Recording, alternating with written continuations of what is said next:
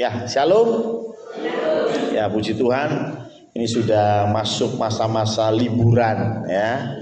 Mulai dari liburan anak sekolah sampai juga liburan Idul Adha ya. Jadi saya dapat info Senin, Selasa itu libur ya. Seninnya libur tanggal merah, Selasa cuti bersama ya, bersama-sama cuti ya. Ini karena itu saya melihat di belakang ada Juju di sini ya, Johan ya. Johan ada di Semarang, tentunya berkaitan dengan libur panjang ya, puji Tuhan ya. Dan hari ini kita mau belajar tentang satu subtema, yaitu kesatuan adalah berkat. Ya, ini akan kita bahas pada pagi hari ini. Terima kasih untuk tim PAW yang sudah memimpin di dalam puji-pujian. Dan Bapak Ibu, sebelum masuk ke dalam pemberitaan firman Tuhan, ada satu berita juga yang cukup mengagetkan juga untuk pagi hari tadi ya. Sudah dipanggil pulang Ibu Buningsih ya, jam 6, setengah 6, jam 6 tadi pagi ya. Keluarga sudah menyampaikan untuk dimakamkan hari ini ya. Jadi waktunya atau jamnya kami belum dapat info. Nanti begitu dapat info tentu kami akan sampaikan ke teman-teman supaya kita pun bisa memberikan penghormatan yang terakhir kepada keluarga yang ditinggalkan juga ya.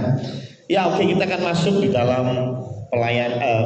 khotbah kita pada pagi hari ini yang berjudul kesatuan adalah berkat. Nah, ini didasari dari Yohanes 17 ayat 21 dan 22 ya. Yohanes 17 21 dan 22 ini bagian dari doa Yesus Kristus untuk murid-murid dan untuk kita semua ya. Jadi Yohanes 17 20 21 ini bagian perikop sepenggal dari doa Tuhan Yesus ya, untuk murid-murid dan untuk kita yang percaya karena pemberitaan murid-murid Tuhan ya.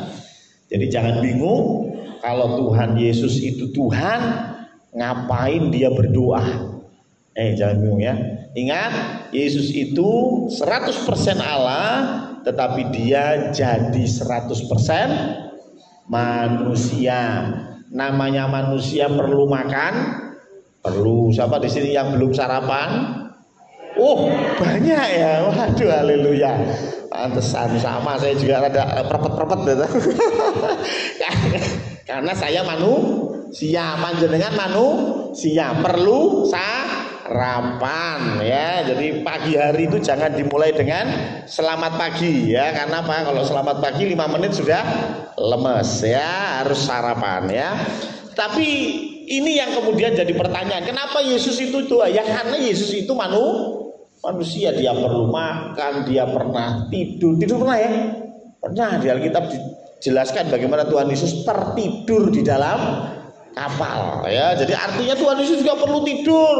Haus pernah ya, sampai pergi ke satu sumur ketemu sama perempuan Samaria dalam rangka apa? Minum ya. Jadi artinya Tuhan Yesus itu manusia, tetapi juga 100% Allah. Jadi jangan bingung, kok Tuhan Yesus manusia apa Allah? Ya dua-duanya ya. Karena itu, karena dia adalah manusia juga, maka dia perlu berdoa.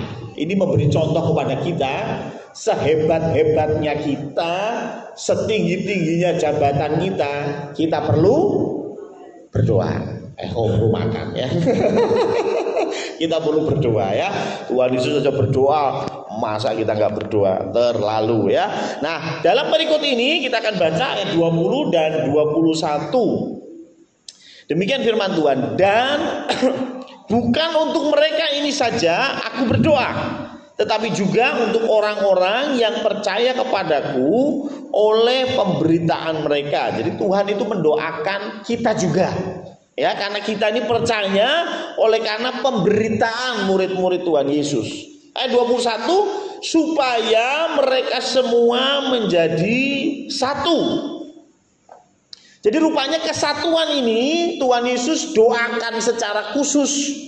Tuhan Yesus minta kepada Bapa supaya kita menjadi satu. sama seperti engkau ya Bapa di dalam aku dan aku di dalam engkau. Bahkan kesatuan ini diandaikan seperti kesatuan antara Tuhan Yesus dengan Bapa. Wah, itu kesatuan yang luar biasa, ya.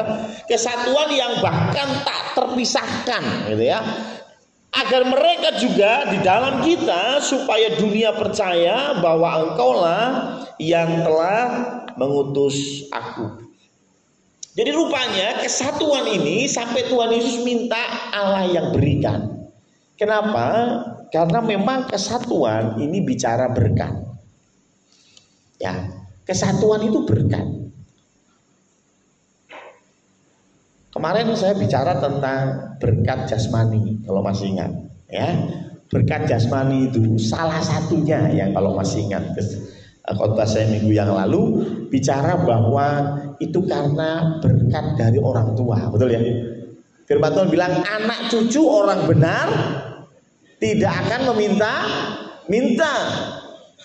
Jadi kalau ketika Johan cek rekening ATM dan ATM-nya nggak pernah minta maaf, selalu ada maksudnya, ya.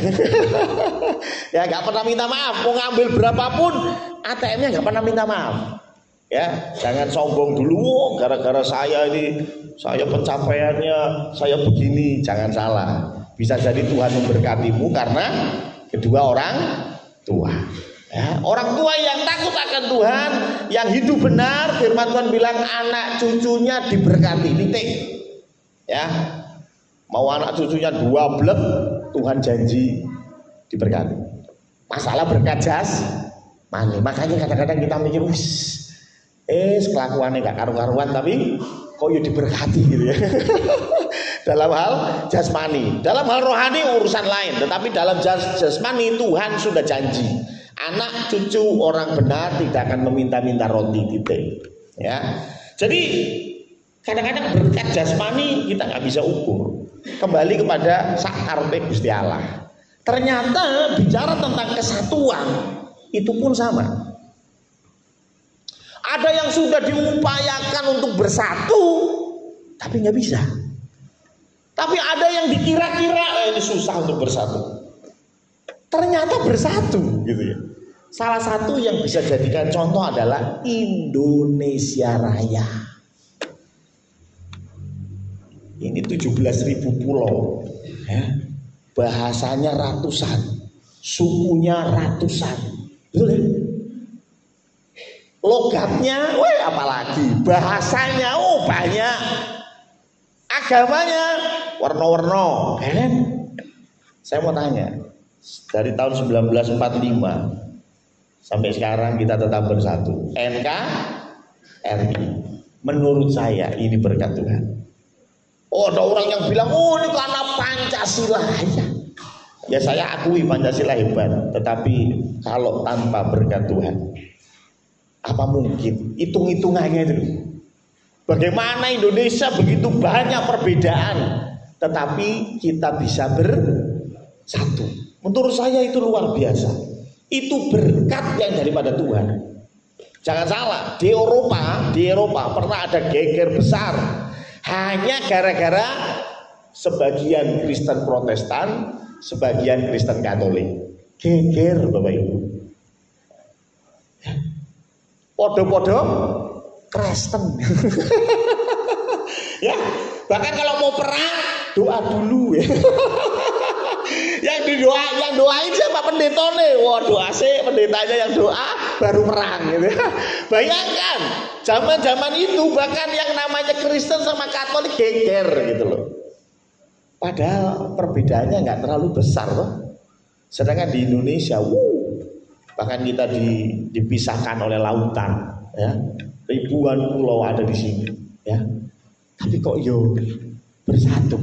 Ini satu contoh nyata bahwa kesatuan itu adalah berkat. Tuhan memberkati Indonesia dengan kesatuan. Nah, masalahnya kadang-kadang kita itu tidak memanage apa yang menjadi berkat Tuhan. Satu quote yang menarik, apapun yang tidak engkau kelola akan hilang. Memang ya, apapun yang tidak engkau kelola akan hilang. Apapun, punya rumah gak dikelola, ya buat investasi Pak Pendeta. Oh ya wis rapopo. Kira-kira omahe tambah remuk, pasti tambah remuk kan. Lama-lama hancur ya, ambruk. Ya udah ya, namanya juga nggak dikelola. Apapun, duit kalau nggak dikelola gimana? Ya? Sampai saya tadi malam juga ya, Jumat malam ya konsultasi sama Mas Purwoko dan Mbak Arnati ya. Karena beliau bisa mengembalikan sesuatu yang hilang ya. Ya, saya tanya, loh ini ada sesuatu yang hilang di saya ya toh? Ya, pagi ada, sore udah nggak ada. Apa itu? Duit di dompet ya toh? Pagi kayaknya masih ada, ya, malam nggak tahu jalan-jalan kemana ini duitnya ya, kok hilang semua gitu ya. Kenapa? Karena tidak dikelola. Ya, apapun yang tidak dikelola hilang, termasuk di dalamnya kesatuan. Tuhan kasih berkat, yes. Tapi masalahnya kita nggak kelola dengan baik. Tuhan kasih kita duit, betul. Tapi kita nggak pernah kelola dengan baik. Ya, makanya dalam katekisasi pranikah, salah satunya yang saya berikan masukan adalah kelolalah uangmu dengan baik. Ya, uangnya harus dikelola. Kenapa? Karena kalau kita kelola uang, uangnya nurut. Ya, kalau kita nggak kelola uang, uangnya nggak nurut gitu ya. Disuruh diem di tabungan, melayu rono rene itu hilang ya, habis. Nah, hal yang sama ketika kita mengelola kesatuan, maka kesatuan itu terus ada. Bahkan tidak terus ada, bahkan jauh semakin kuat. Ya, karena kita kelola dengan baik, karena kita rawat dengan baik, karena kita mengusahakannya dengan baik. Dan itu tertulis di dalam Efesus 4 ayat 1, 2, dan 3. Efesus 4 ayat 1, 2, dan 3. Tapi yang pertama ketiga dulu. Malah langsung ketiga ya. Ketika berkata, dan berusahalah memelihara kesatuan roh oleh ikatan damai sejahtera. Jadi ini semua bicara tentang berusaha memelihara. Jadi artinya kesatuan sudah ada. Cuman problemnya, maukah kita memelihara? Maukah kita ngopeni? Maukah kita mengusahakan? Karena kata-kata berusahalah. Berarti ada effort yang kita lakukan, ada usaha yang kita lakukan untuk mendapatkan kesatuan roh. Terus kesatuan roh. Jadi memelihara, bukan berkat dari Tuhan, titik. Tapi begitu kita tidak memeliharanya, selesai. Ya. Bagaimana caranya? Baru ke ayat 1. Efesus 4 ayat 1. Menarik. Sebab itu aku menasihatkan kamu. Ini yang bicara adalah Pak Paulus. Pak Paulus yang menyatakan ini. Sebab itu aku menasihatkan kamu, aku orang yang dipenjarakan karena Tuhan, supaya hidupmu sebagai orang-orang yang telah dipanggil berpadanan dengan panggilan itu. Saya mau tanya, apa perlunya si Paulus sampai ngomong, aku orang yang dipenjarakan karena Tuhan? Ngapain dia ngomong dia dipenjara karena Tuhan? Jadi ini sebuah penekanan dari Paulus, karena dia mau memberikan satu nasihat. Setelah itu kan ada nasihat di bawahnya. Tapi sebelum dia memberikan nasihat, dia mau menekankan dulu bahwa aku ini, Paulus ini dipenjara karena Tuhan. Aku kira kosong karena Gusti Allah. Karena apa? Karena aku memberitakan Injil. Karena dikatakan supaya hidupmu sebagai orang-orang yang telah dipanggil berpadanan dengan panggilan itu. Kan Paulus ini ngasih tahu kepada jemaat Efesus yang mereka ini percaya kepada Tuhan karena penginjilan Paulus. Dan karena Paulus menginjil, dia dipenjara. Sehingga ketika dia menasihati, dia mau memberi impact yang lebih besar. Caranya apa? Dia bilang, aku ini dipenjara karena Kristus, dan aku lakukan ini supaya kamu punya iman. Paulus sudah membayar harga lebih dulu. Maka dari itu dia punya hak untuk memberikan nasihat. Saya kasih contoh realnya saja ya. Ada seorang ibu single parent. Dia bekerja pagi, siang, malam untuk ngumpulin duit sehingga anaknya bisa sekolah. Ketika anaknya mau kuliah bayarnya larang apa ora? Larang ya. Betul. Kuliah mahal ya? Mahal. Kira-kira orang tua untuk menguliahkan anaknya, ada yang bilang kepala jadi kaki jadi kepala. Ya apa terusannya? ini kepala jadi kaki jadi kepala. Ya maksudnya munting, ya toh, untuk menguliahkan anaknya. Dan sebelum anaknya pergi kuliah di luar kota, sebelum anaknya pergi memulai studinya kuliah, single parent tadi, mamah tadi bilang begini, "Nak, ini nasihat dari mama yang pagi sampai malam bekerja untuk biaya kamu kuliah. Kuliah sing bener. Lulus dengan nilai yang membanggakan." Setelah anaknya kuliah, dia teringat kata-kata mamahnya apa? "Iki mama kerja pagi sampai malam demi kamu kuliah." Jadi ini penekanannya.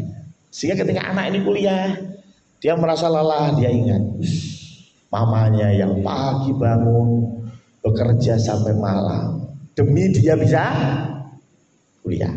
Artinya, sehingga anak ini tidak akan jatuh, tetapi dia kembali bangkit semangatnya. Kenapa? Nasihat mama yang bilang bahwa dari pagi sampai malam dia kerja banting tulang untuk saya bisa kuliah. Betul ya? Harusnya ya. Anak sing dolor ya. Nek wis dikandani ngono, tetep ora gendah kuliah ya, berarti orang dolor kan gitu ya. Wis direwangi kepala jadi kaki jadi kepala, kuliahnya masih belum bener. Kira-kira pulang enaknya diapain? Disalib saja ya. Paham ya maksud saya? Tapi ini yang Paulus katakan, saya ini punya hak untuk menasihati kamu. Kenapa? Karena saya sudah bayar harga. Kalau orang lain ngasih nasihat, lu bikin apa ke gue gitu ya. Bener kan? Tapi Paulus ini sudah bayar harga. Saya dipenjara karena Kristus. Dan kenapa saya dipenjara karena Kristus? Karena saya mengenalkan Kristus kepadamu. Jadi saya punya hak. Mama tadi yang sudah muliain anaknya punya hak nggak marah kalau anaknya kuliah nggak bener. Saya bilang dia punya hak. Punya hak kan? Punya. Nek tonggone sing ngrewangi bayar yora, sing ngei mangan yora, bayar kos yora, kira-kira duwe hak ra nyeneni. Kowe sapa ya? Ya, betul ya.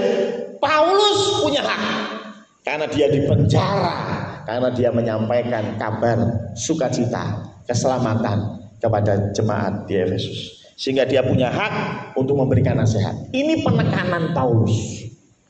Dan nasihatnya apa? Tadi ya, tujuannya tadi apa? Berusaha dalam kesatuan roh. Tetapi nasihatnya, kata kuncinya ayat kedua.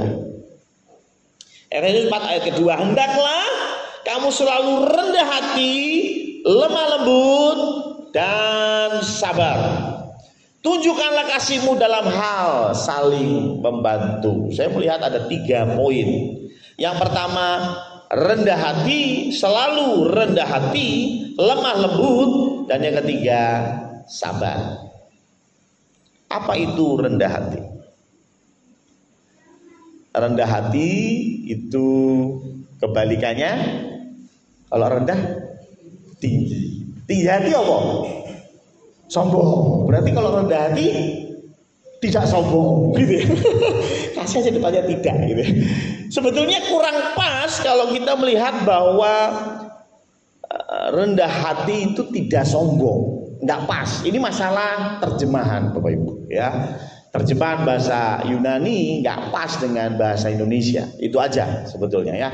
Jadi bukan rendah hati yang dimaksud ya. Kadang-kadang kita juga merasa bahwa rendah hati atau tidak sombong gitu ya. Rendah hati itu kalau ngerti Pak Tri tiba-tiba ketemu sama kita, lagi makan di warung. Pak Tri makan di warung, ternyata rendah hati gitu ya. Enggak, bisa jadi karena ngirit ya kan. Ya betul kan ya. Kadang-kadang kita menganalogikan begitu ya, rendah hati itu ada Pak Aris ya, Pak Aris tuh kemana-mana pakaiannya sederhana ya, ngomongnya sederhana gitu, padahal luar biasa loh dipakai Tuhan. Berarti Pak Aris rendah hati, tidak sombong. Apakah begitu rendah hati yang dimaksud firman Tuhan? Ternyata enggak loh. Ya.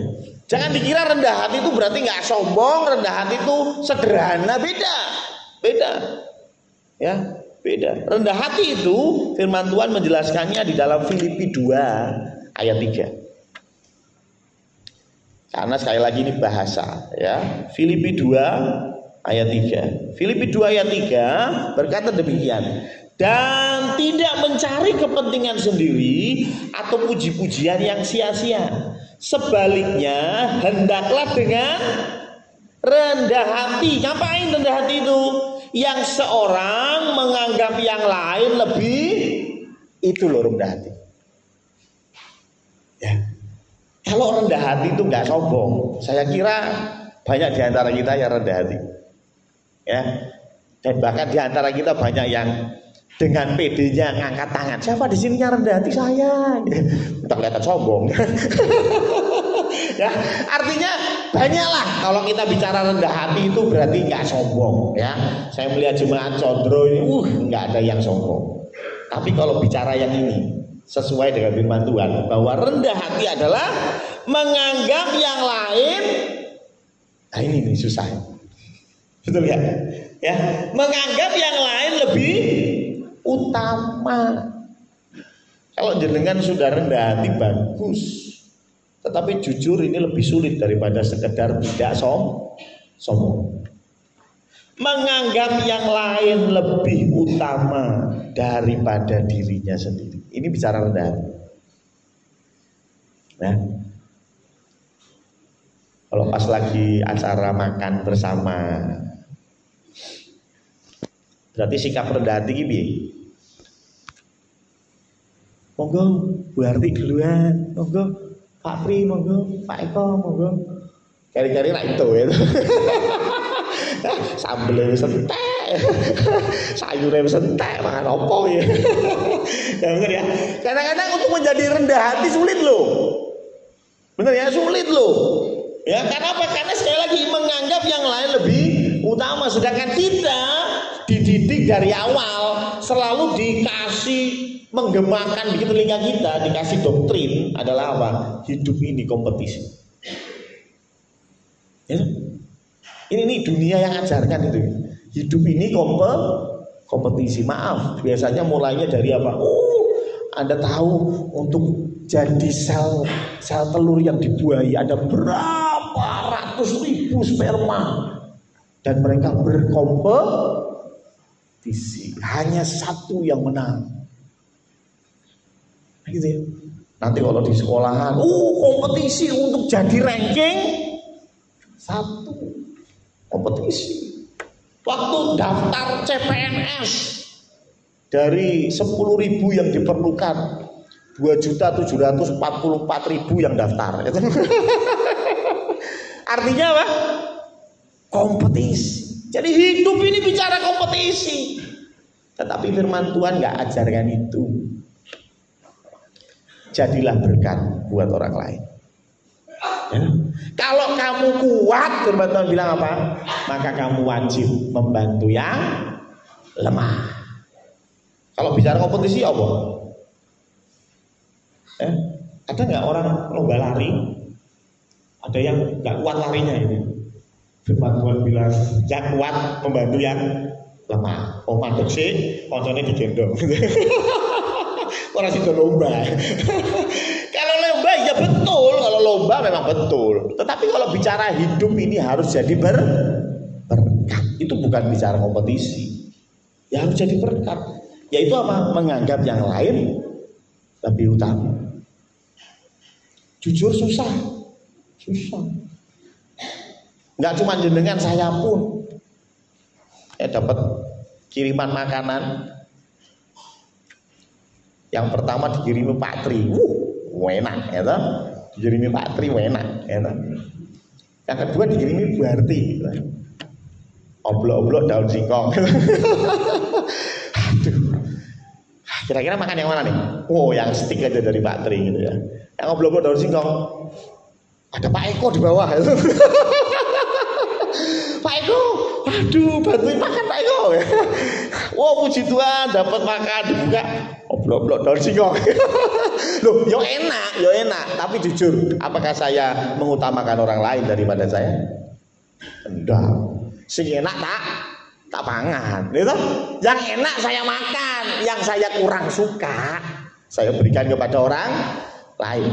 Jujur apa jujur, kita begitu enggak? Kebanyakan begitu ya. Makanya saya bilang susah untuk menjadi orang yang rendah hati. Perlu bergumul, perlu belajar, dan firman Tuhan bilang usahakan. Itu satu kegiatan yang nggak gampang, usaha. Kita nggak boleh tidur-tiduran. Usaha itu harus kerahkan semua yang kita bisa untuk kita belajar rendah hati. Utamakan orang lain. Dimulai dari mana? Dari orang yang kamu kasih. Sopo? Coba lihat siapa yang kamu kasih di dunia ini. Coba lihat orangnya. Ya mantap ya. Pak Joko mantap. Ya tahu lu bener gak? Ya tahu. Jadi kira-kira nek misalnya ngomah gitu ya, mung ono 1 piring nasi sampai ikan asin. 1 wis kuwi tok. Anda makan sendiri atau kasihkan pasangan? Makan sendiri, haleluya ya toh. Karena pasangan kita ternyata darah tinggi, tidak boleh makan ikan asin. Haleluya, wis ngono lah, paham ya. Ya, ini bicara apa? Oh, lebih utama dari dirinya sendiri. Makanya saya bilang kalau mau jadi suami istri yang baik gampang. Bangun tidur pikir apa yang suamimu suka, lakukan. Bangun tidur pikir apa yang istrimu suka, lakukan. Titik. Jangan bicara apa yang aku suka. Kalau bicara apa yang aku suka, kesatuan yang Tuhan berikan hilang karena kita tidak mengusahakannya. Bukan berarti Tuhan tidak memberi, Tuhan beri, tapi kita nggak memeliharanya, kita tidak manage dengan baik, hilang. Begitu juga dalam gereja, ya, menganggap orang lain lebih utama. Itu kuncinya. Yang pertama, yang rendah hati. Amin. Yang kedua kita berarti balik kepada Efesus 4 ayat yang kedua tadi. Yang kedua adalah lemah lembut. Iya, menurut jenengan lemah lembut itu apa? Kalau ngomong itu napasnya sesak Pak Pendeta. Ya betul, lemah lembut. Apa kabar? Puji Tuhan, gitu. Itu lemah lembut. Itu belum sarapan. Ya, kalau bicara lemah lembut itu berarti lemah, berarti ngomongnya lembut. Kayaknya saya tidak termasuk dalam golongan lemah lembut. Karena saya bersin saja. Ini saya bersin tok, wahing. Itu 1 RT dengar. Itu. 1 RT dengar ya. Apalagi saya marah-marah, waduh ya. Ya sampai istri saya juga, aduh sabar ya. Ini kecil ini sedikit bisa ya.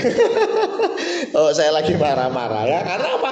Ya kayaknya kalau lemah lembut itu kesimpulannya begitu tadi, kayaknya saya jauh dari lemah lembut. Ya, tidak lemah dan tidak lembut itu kayaknya ya kan? Tapi sebetulnya lemah lembut itu koyo ngopo? Yuk kita belajar dari firman Tuhan Bilangan 12 ayat 3. Bilangan 12 ayat 3 ini menarik. Karena ini bicara tentang satu orang yang bahkan Tuhan akui dia lemah lembut. Ya, sopo? Musa. Adapun Musa ialah seorang yang sangat lemah lembut, lebih dari setiap manusia yang di atas bumi. Ya, jadi Musa ini bukan paling ganteng, bukan, ya. Itu teori yang lain, ya. Bukan, tetapi Musa ini paling lemah lembut. Nah, kalau kita amini ayat ini ya, bahwa Musa itu paling lemah lembut. Nah, kita coba lihat seperti apa Musa yang lemah lembut tadi, gitu ya. Yuk kita lihat di dalam Keluaran 32 ayat 19 dan 20. Ya. Ini pakai bahasa yang sama, anaf, ya. Jadi bahasa Ibrani-nya anaf untuk lemah lembut. Ketegasan Musa di Keluaran 32 ayat 19 ya. Dan ini ceritanya tentang Musa yang sudah naik Gunung Sinai, ya toh. Terus dia dapat 10 hukum Tuhan dan aturan-aturan Taurat, turun ke bawah. Di bawah orang Israel lagi ngapain? Menyembah patung anak lembu emas. Bagaimana? Musa kan lemah lembut, jangan gitu dong. Apa gitu Musa? Enggak. Apa yang nama Musa? Dan ketika ia dekat ke perkemahan itu dan melihat anak lembu dan melihat orang menari-nari, maka bangkitlah amarah Musa. Dilemparkannya kedua loh itu dari tangannya dan dipecahkannya pada kaki gunung itu. Ayat 20. Ayat 20. Halo. Hilang kan? Hilang, nggak ada, belum di-install. Oke, sesudah itu diambilnya anak lembu yang dibuat mereka itu. Jadi patung lembu emas diambil, dibakar dengan api, digiling sampai halus, kemudian ditaburkannya ke atas air. Terus kalau saya mau membayangkan ini seperti kejengkelan yang diungkapkan, betul ya? Jengkel kan? Ya toh? Contohnya seorang ibu yang lihat anaknya ngegame terus, ya toh? Pagi, siang, malam ngegame terus ngamuk, HP-nya tidak, ya toh? HP-nya dirusak, direndam, terus ombenen, ya toh? Loh bener kan? Loh ini kan kira-kira begitu ya kalau zaman sekarang ya. Musa marah.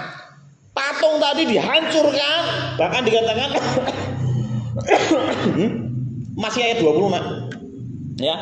Dihancurkan, terusnya ditumbuk jadi halus, dikasih ke air suruh minum. Ngamuk tenan ini. Betul ya? Ini betul-betul ngamuk yang namanya Musa. Ingat tadi bilang berapa? Musa orang yang paling lemah lembut loh. Ternyata begini lemah lembut, ya kan? Begini. Apakah salah? Bukan. Yang salah persepsi kita tentang lemah lembut. Lagi. Ayat 25 sampai 28 masih sama. Keluaran 30, tapi ayat 25 ya sampai 28. Adakah ayat 25 bagus? Haruslah kau buat semuanya itu menjadi minyak. Ini sih masih sama tadi kok. Keluaran 32 maaf. Bukan 30. Keluaran 32 kan tadi kan ayat 19 sampai 20. Nah, sekarang ayat yang ke 25 ya.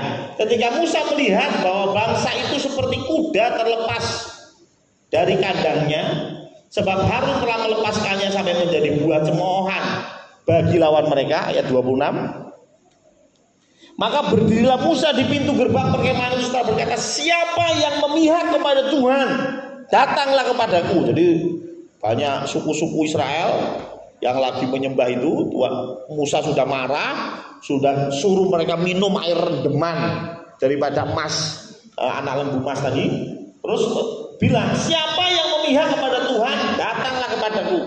Lalu berkumpullah kepadanya seluruh Bani Lewi, suku Lewi kumpul. Ayat 27.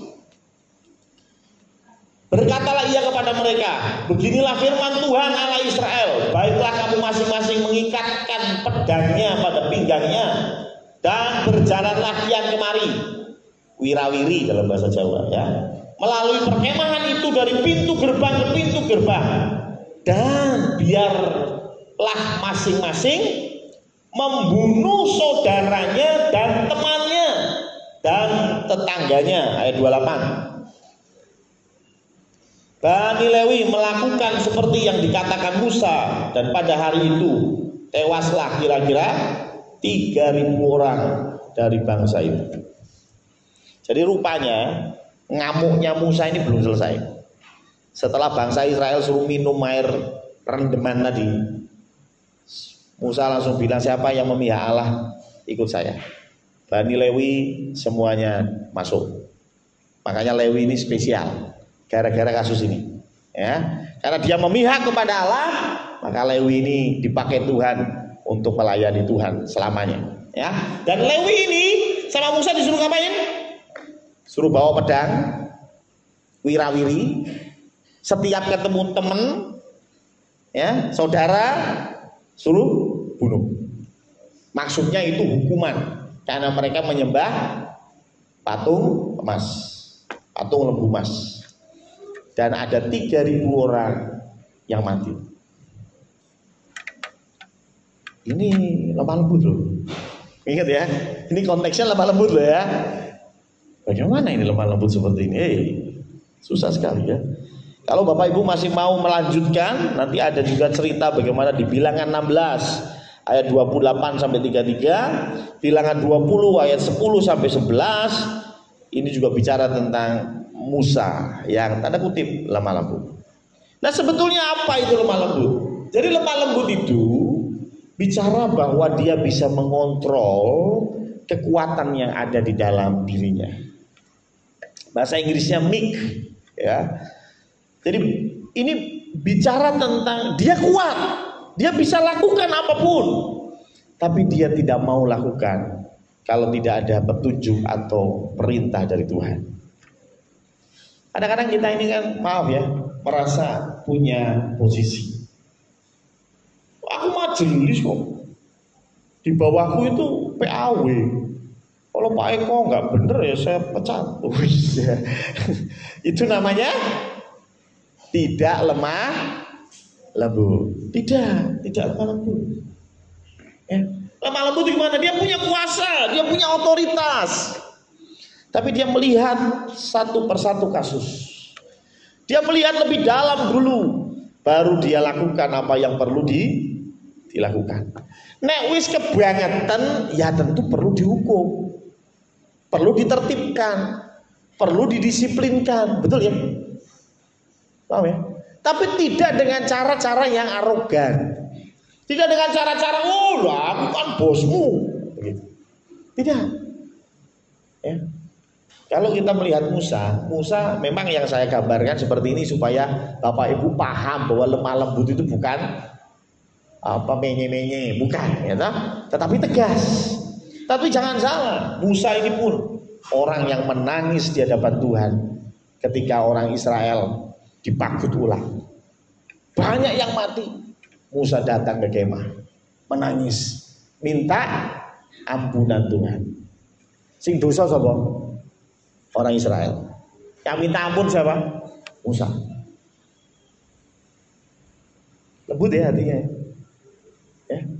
Kalau saya jadi pemimpin seperti Musa mungkin rasakno. Ngeyel loh ya, itu dikandani ngeyel, rasakno dihukum Tuhan gitu ya.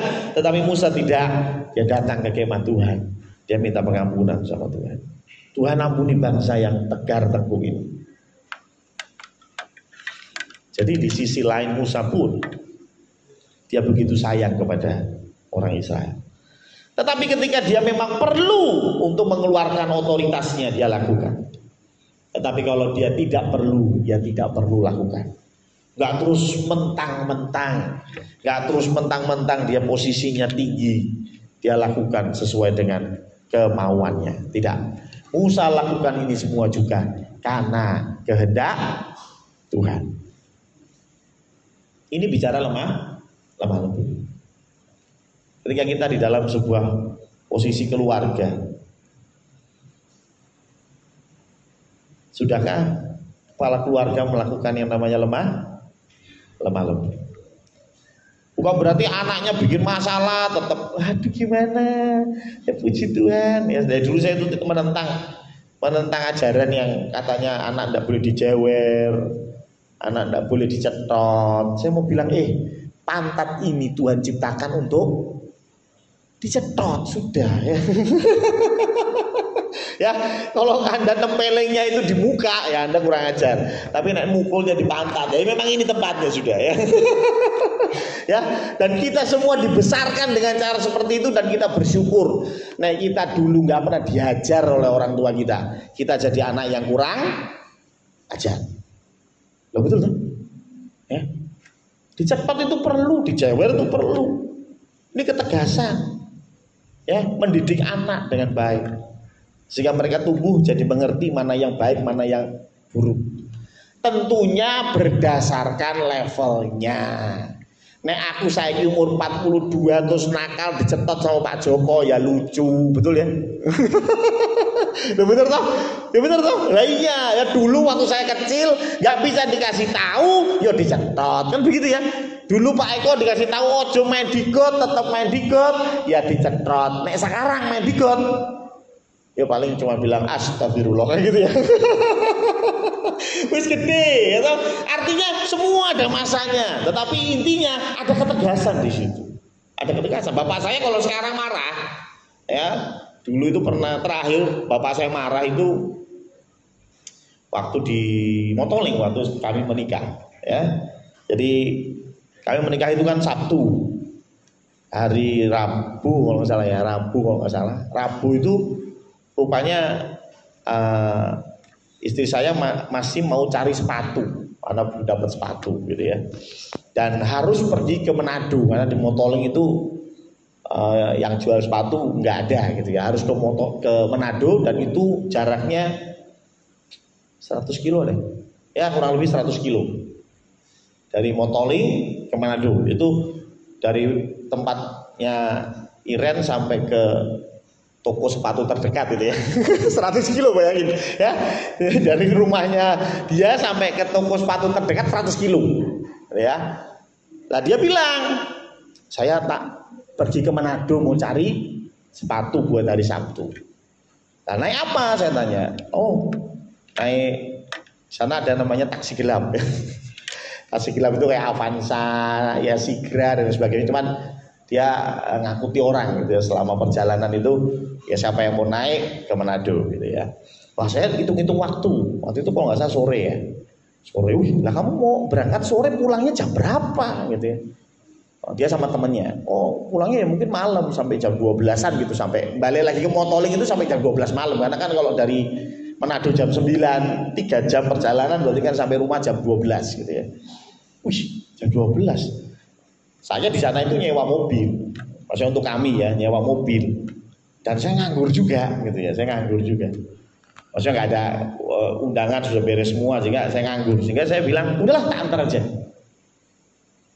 jadi saya nganter dari sore berangkat sampai ke Manado.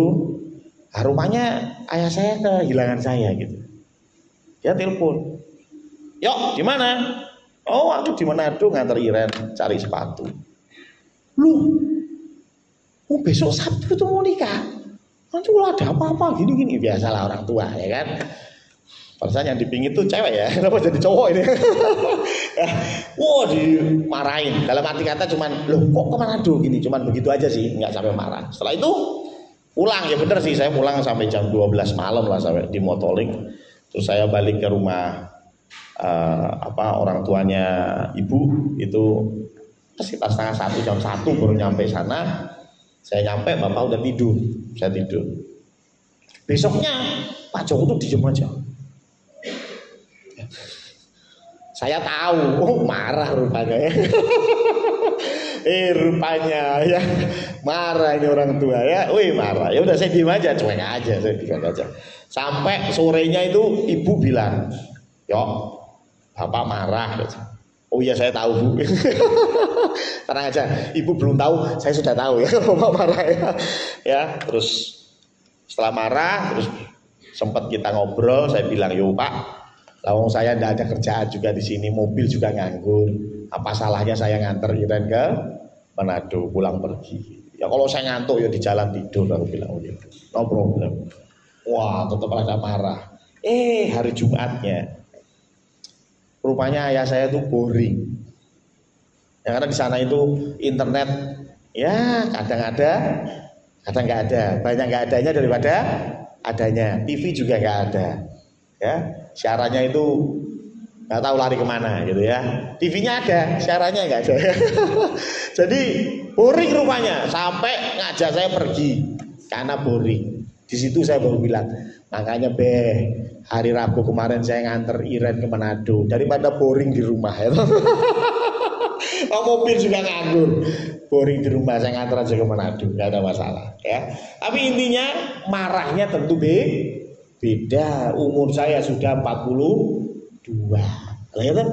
Marahnya ya cuman diam, itu marah ya. Tapi dulu waktu saya kecil, jangan salah ya. Marahnya berbeda, tapi itu bentuk ketegasan. Ya. Bukan berarti ayah saya tidak lemah lembut, enggak. Lemah lembut itu dia punya kuasa, dia punya kekuatan, dia punya dudukan, tetapi dia tahu kapan dia harus lakukan ketegasan, kapan tidak. Kapan dia harus mengasihi, mengelus, memberi ampunan kepada orang Israel, tapi kapan dia harus memberikan hukuman untuk orang Israel. Ini bicara lemah lembut. Dan ketika kita lemah lembut, firman Tuhan bilang apa? Maka kesatuan itu terus ada. Ayo kita belajar untuk lemah lembut. Iki gereja bukan PT. Ya, kalau perusahaan ya oke lah, ya toh. Anda datang ke perusahaan telat, bosmu marah, terus besok nggak usah masuk. Apa yang pantas kalau di gereja kita terapkan seperti itu, ya toh. Datang ke gereja telat, terus saya sebagai gembala, udah besok nggak usah ke gereja lagi gitu. Ya, karena telat ya, beda. Tapi nek kebuangetan disinggung ya ora kroso ya, mungkin ada perlunya untuk tegas, betul ya. Makanya dulu kita sepakat 6:30 kita mulai, gitu. Ada berapapun yang datang kita mulai, itu juga bentuk untuk mendidik jemaat supaya tidak telat. Tapi kan caranya beda dengan perusahaan-perusahaan sekuler tentunya ya. Jadi ini bicara tentang kerendahan hati. Kita punya kuasa, kita punya kekuatan. Mungkin kedudukanmu majelis, kedudukanmu jadi gembala. Tetapi ingat, tidak boleh semena-mena, tidak boleh arogan, harus mengayomi, tahu kondisi seperti apa, baru berani komen. Jangan komen melulu tapi tidak tahu backgroundnya seperti apa. Yang ketiga, yang terakhir, dikatakan bahwa sabar. Ini sabar ini yang mungkin menit-menit ini perlu kita miliki. Sabar mendengarkan firman Tuhan, sing ora barbar ya. Sabar ya. Sabar di sini adalah kunci yang ketiga untuk kesatuan gitu ya. Jadi yang pertama sekali lagi kerendahan hati, tadi kita sudah belajar. Yang kedua lemah lembut, tetapi yang ketiga bicara sabar ya. Sabar itu dari kata makro dan timia ya. Makro itu panjang atau lama, dan timia itu bicara kemarahan atau emosi yang kuat, tetapi bisa juga penderitaan. Panjang atau lama udah jelas, berarti sabar itu panjang baru emosi gitu ya. Panjang baru marah, jangan pendek terus marah. Biasanya kita dalam bahasa kita disebut sumbu pendek, senggol bacok ya. Jadi ini biasanya ngamuan ya, artinya ngamuan, tetapi panjang terus baru marah gitu ya. Jadi kemarahan yang panjang ya, panjang atau lama untuk marah, lama untuk emosi. Tetapi yang menarik, ini juga ada lama untuk menderita. Itu sabar juga loh. Ya, kalau sabar tidak marah cepat marah ya oke lah, kita paham. Tapi yang berikutnya sabar itu panjang menderita. Jadi menderita loh. Dan panjang. Ya. Dalam konteks ini saya kira ini paling pas dalam konteks kesatuan. Dalam hal kesatuan itu maaf ya, yang saya tahu dia Bu Harti yang kadang-kadang udah gak sabar gitu ya. Aduh Pak Pendeta, jemaat ini sudah tahu itu salah, tetap begitu lagi. Saya tahu dari bahasanya Bu Harti sudah tidak sabar ya, pengennya jewer gitu ya. Ya, lu kita ini di lingkup majelis itu ya memikirkan jemaat-jemaat dengan segala lika-liku hidup, gitu.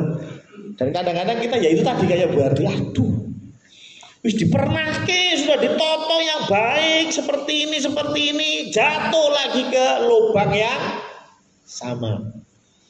Menderita enggak? Sing ngrungokno menderita. Kita majelis yang membahas itu saja menderita lah, gitu. Menderitanya kenapa? Anak ini kok ya enggak tobat-tobat gitu ya, sudah hidupnya enggak karu-karuan ya, masih aja seperti itu lagi. Ini bicara panjang menderita. Ya, panjang menderita. Tapi rupanya ini perlu untuk kesatuan. Siapa di sini yang ketika menikahi pasanganmu ditentang oleh mertua? Wih, ada ternyata ya. Langsung angkat tangan gitu ya. Wih, ada ya. Terus gimana? Apakah menderita? Oh ya tentulah ya. Sudah tresno sama anaknya, tapi orang tuanya nggak kasih restu, menderita ya. Apakah ketika orang tuanya bilang nggak setuju, ya wis, lanangan ramung, kowe, lu gue itu udah selesai. Apakah begitu? Kalau cintamu beneran, bahkan yang ngangkat tangan tadi, yang ngacung tadi, berada di sini bersama dengan suaminya, wih, berarti dia sudah memenangkan suaminya, kan gitu ya. Artinya apa? Ada penderitaan yang panjang. Apa itu? Ngambil hati mertua, betul nggak? Lu itu penderitaan nggak?